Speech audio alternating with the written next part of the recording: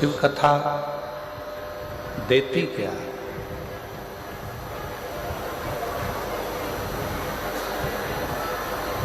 शिव महापुराण की कथा हमें प्रदान क्या करती है?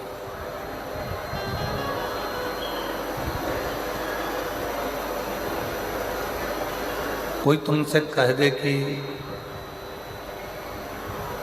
शिव पुराण में जाकर कोई संपदा मिल जाती है, दौलत मिल जाती है, धन मिल जाता है, बहुत सारा वैभव मिल जाता है, बहुत सारी सामग्री मिल जाती है, बहुत सारा धन वैभव प्राप्त हो जाता है।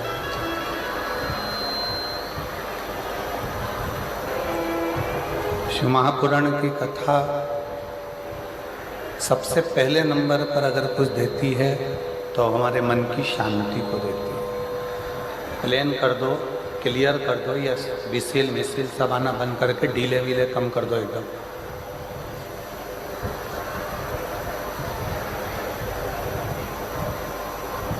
महापुराण की कथा एक हृदय की शांति को, मन की शांति को प्रदान करती है।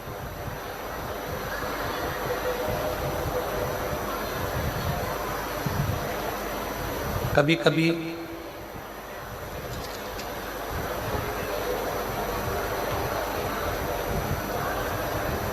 विचार करिएगा, कई लोगों के मन में एक प्रश्न खड़ा हो जाता है कि हमने इतनी सारी पुराणें सुनी, हमने इतना सारा अध्ययन किया, पर शिव महापुराण में ऐसा क्या है? शिव महापुराण में ऐसा है क्या?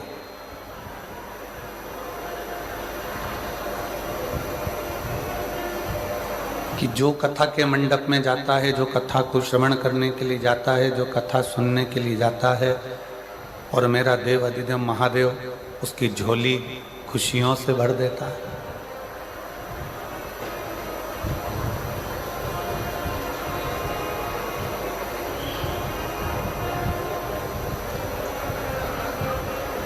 ऐसा शिव महापुराण की कथा में है क्या?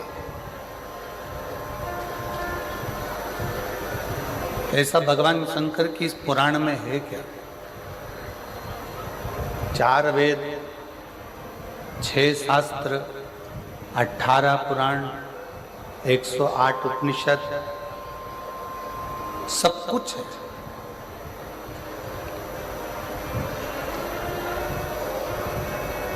चार वेद भी हैं, 6 शास्त्र भी हैं, 18 पुराण भी है, 108 उपनिषद भी हैं, सब कुछ है। पर इन सबके होते हुए शिव महापुराण का पंडाल, शिव महापुराण की कथा, शिव महापुराण का चरित्र, शिव महापुराण की कथा में ऐसा क्या है कि भगवान शंकर 3 महीने में मन की मुराद पूर्ण कर देता है और लोगों की झोलियां खुशियों से भर देता है क्या?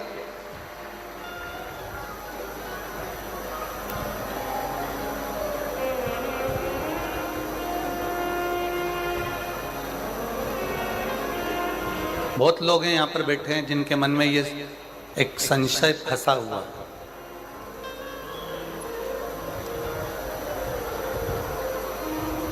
बहुत सारे शिव भक्त आस्था चैनल के माध्यम से, फेसबुक यूट्यूब के माध्यम से कथा को सुन रहे हैं, उनके मन में भी ये संशय फंसा है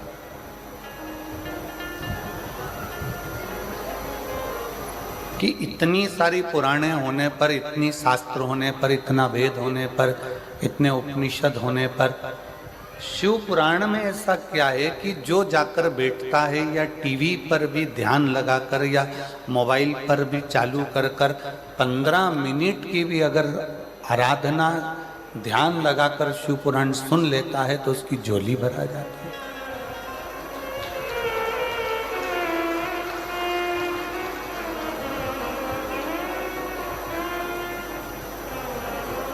और ये केवल आप लोगों के मन का संशय नहीं, पूरे भारत की भूमि ही नहीं, देश विदेश में भी ये संशय है कि हमने इतनी पुराण, कई भागवत भी सुनी है, रामायण भी सुनी है, विष्णु पुराण भी सुनी है, नर्मदा पुराण भी सुनी है, लिंग पुराण भी सुनी है, नारद पुराण भी सुनी है, भविष्य पुराण भी सुनी है, गरुण पुराण भी सुनी है, हमने सारी कुर्म पुराण भी सुनी है, हमने ब्रह्म विवर्त पुराण भी सुनी है, हमने सारी पुराणों को सुना, पर ये शिव महापुराण की कथा में ऐसा क्या है?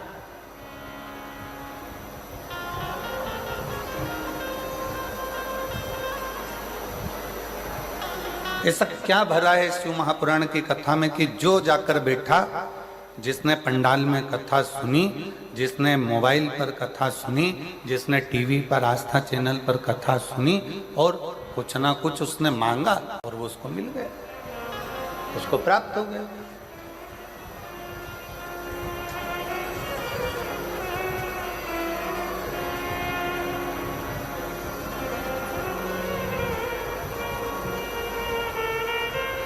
चार वेद, 6 शास्त्र, 18 पुराण, 108 उपनिषद, सब में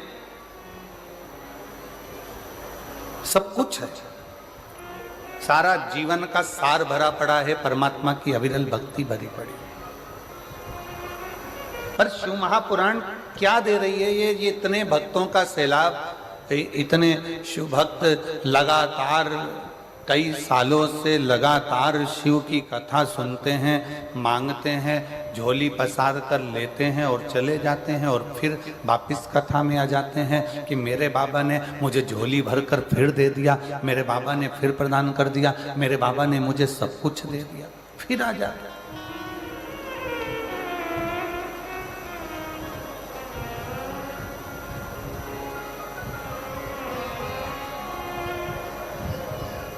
क्या है ऐसा शिव पुराण में?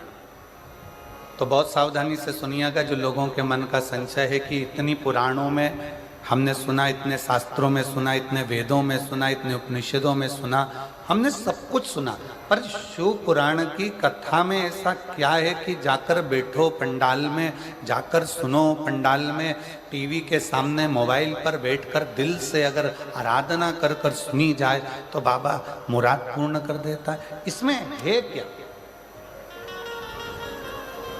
ये संशय एक व्यक्ति का नहीं, ये संशय संपूर्ण जगत का। और जब से शिव पुराण चालू हुई है ना, जब से संशय भरा पड़ा है, पर आज वो संशय को हो सकता है मेरे मदेश्वर नाथ यहाँ निकालने के लिए हमको बुलाए हों और ये संशय समाप्त करने का हो कि ये संशय है कैसे।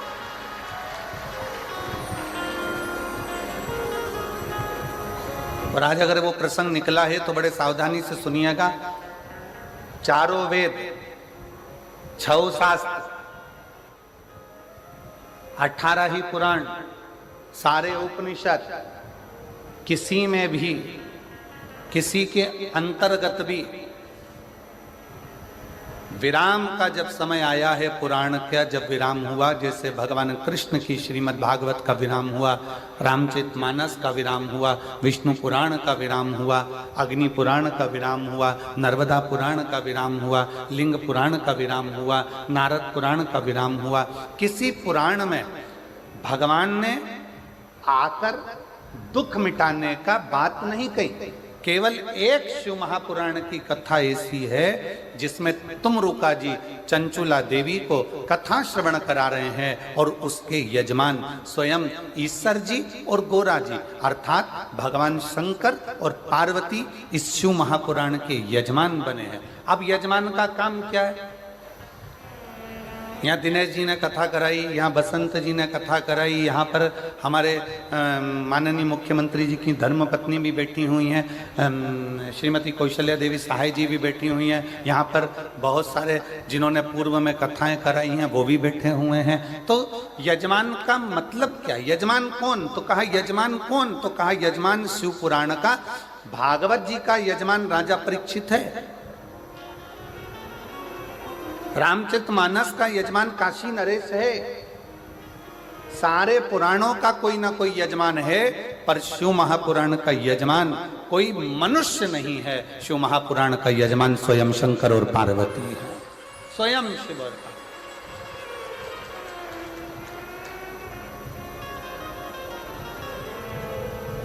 अब कथा विराम होती है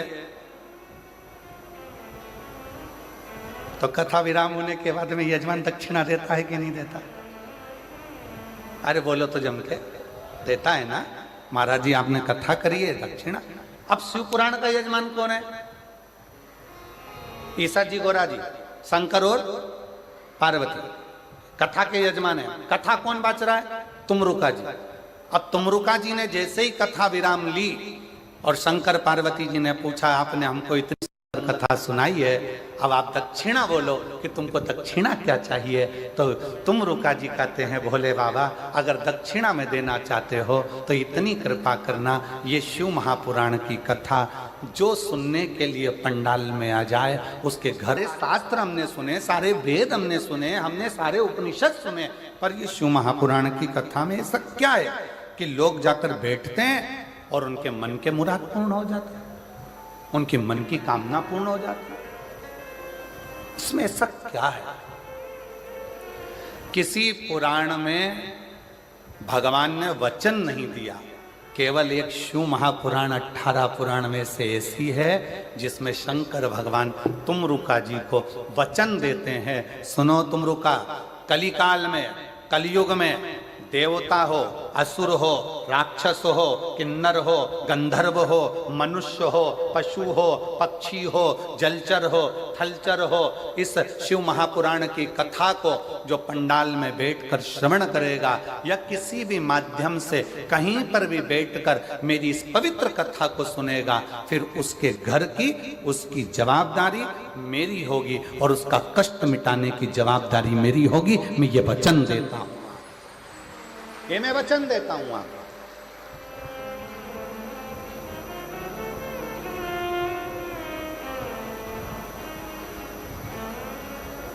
और लुटा दिया भंडार काशी वाले,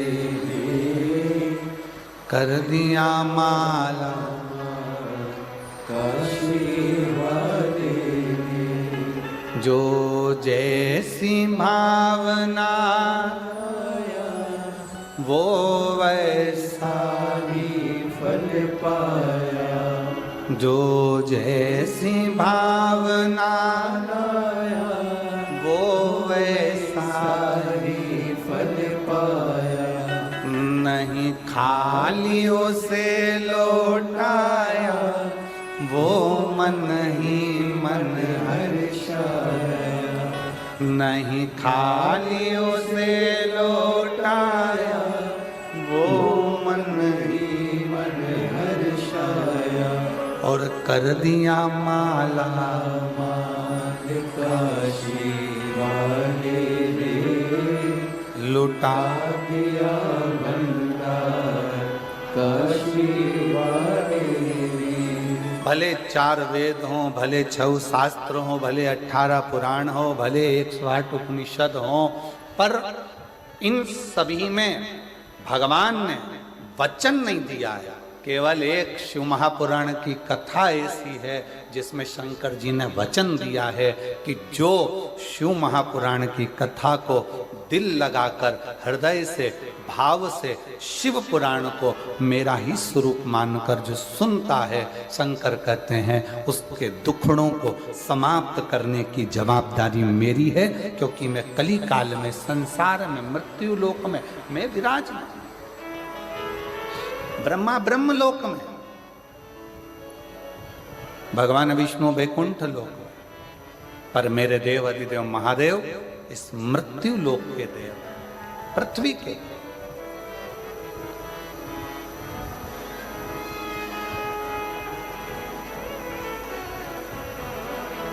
जैसे पंथ और सनातन धर्म,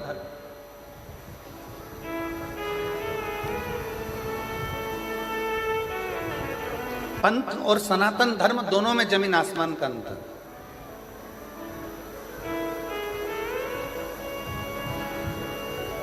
पंथ में कुछ चीजें एक जैसी होती, जैसे किताब एक, देवता एक, पूजन स्थल एक,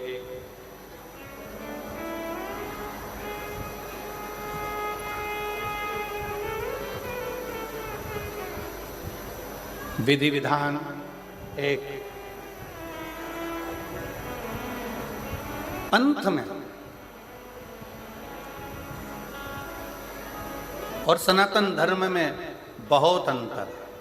पंथ में कुछ चीजें एक जैसी होती है, पुस्तक एक होती है, पैगंबर एक होता है, पद्धति एक होती है, पूजा स्थल एक होता है, देवता एक होता है, ये सब चीजें पंथ में एक होती है। आप दूसरे धर्म देख लीजिए, दूसरे पंथ देख लीजिए, सभी पंथ में आपको एक पुस्तक मिलेगी। मुस्लिम संप्रदाय को देखोगे तो उसमें कुरान मिल जाएगा, क्रिश्चियन धर्म को देखोगे तो उसमें बाइबल मिल जाएगा, किसी और अन्य धर्म में देखोगे तो एक पुस्तक मिलेगी। उसी तरह इनका देव भी एक ही रहेगा, इनका देव भी एक है, इनका पूजन स्थल भी एक जैसा ही होगा, एक ही होगा, इनकी पद्धति भी एक होगी, इनका पूजन करने का पद्धति भी एक होगी।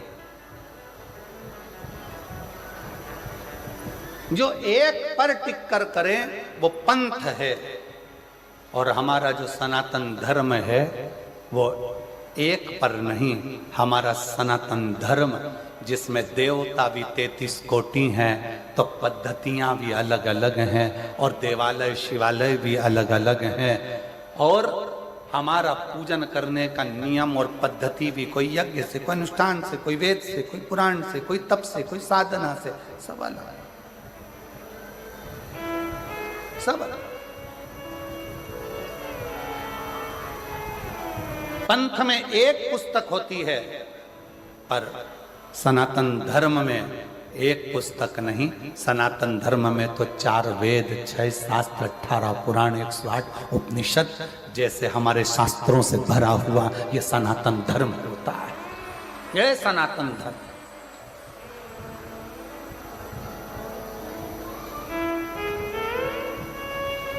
अब चलो बहुत अच्छी तरह से समझ लेना। कई लोग कहते हैं तुम्हारे सनातन धर्म में 33 कोटि देवता है, कोई कहता है तुम्हारे सनातन धर्म में शंकर जी हैं, राम जी हैं, हनुमान जी हैं, तो ये गणेश जी हैं, तो ये देवता, तो वो देवता, तो इतने सारे देवता हैं। अब हम आपसे पूछें, सावधानी से बताइएगा, जिनका एक लड़का नौकरी करने चले गया दुबई, अब तुम पड़ गए बीमार,